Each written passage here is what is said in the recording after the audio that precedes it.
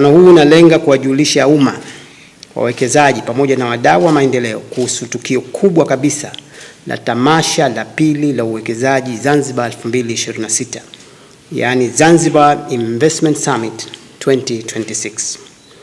Kwa nafasi ya kipekee, naomba nichukue fursa hii kuwashukuru viongozi wetu wa kitaifa wakiongozwa na Mheshimiwa Dr. Samia Suluhu Hassan, Rais wa Jamhuri ya Muungano wa Tanzania, na Mheshimiwa Dr. Hussein Ali Mwinyi, Rais wa Zanzibar na Mwenyekiti wa Baraza la Mapinduzi, kwa namna wanavyoliongoza taifa hili kwa misingi ya amani na mshikamano wakati tunasherehekea miaka 62 ya muungano wa Tanganyika na Zanzibar.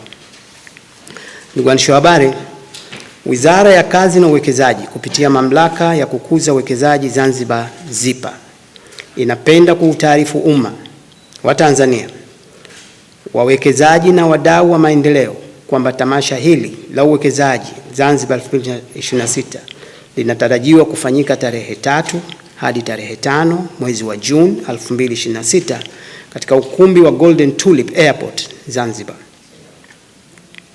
Tamasha hili linatarajiwa kuleta zaidi ya washiriki 500 kutoka ndani na nje ya nchi, wakiwemo wawekezaji wa kitaifa na kimataifa.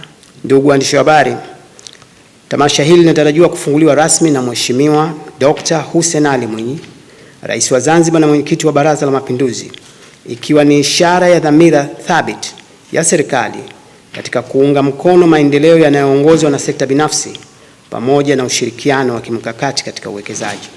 Mashirikiano, sisi tumekuwa taasisi pacha katika serikali yetu ya Jamhuri ya Muungano wa Tanzania na Serikali ya Mapinduzi Zanzibar. Pale ambapo sisi tupo tunawakilisha ZIPA. Ukienda kwenye banda la uwekezaji sehemu yote duniani ambapo ZIPA ipo, utakuta vipeperushi, identity na miradi ya ZIPA na TISEZA, na vivyo hivyo unapokuja kwenye banda lolote, hata kwenye Mei Mosi wiki ijayo tutakapokuwa Njombe, tutakuwa na banda la Mamlaka ya Uwekezaji na utakuta taarifa pale zinazohusu ZIPA. Na hilo Mheshimiwa Waziri tukuahidi kwamba tutaliendeleza. Tunajivunia kuwa na bahati ya viongozi wanaothamini uwekezaji, wakijua kwamba uwekezaji ndio unaoleta ajira kwa ajili ya vijana, ndio unaoleta kazi, ndio unaoleta mapato kwa serikali, ndio unaoleta kodi, ndio unaoleta vipato kwa ajili ya familia za Watanzania, lakini pia ndio zinazoleta teknolojia katika nchi, lakini mauzo ya bidhaa za nje. Na tukupongeze sana Mheshimiwa Waziri pamoja na timu yako nzima ya Zanzibar kwa mafanikio makubwa ya uwekezaji, lakini pia maandalizi ya summit hii. Ili kuwa mwanafamilia bora wa Global TV, usisahau kusubscribe, like, kushare na kucomment.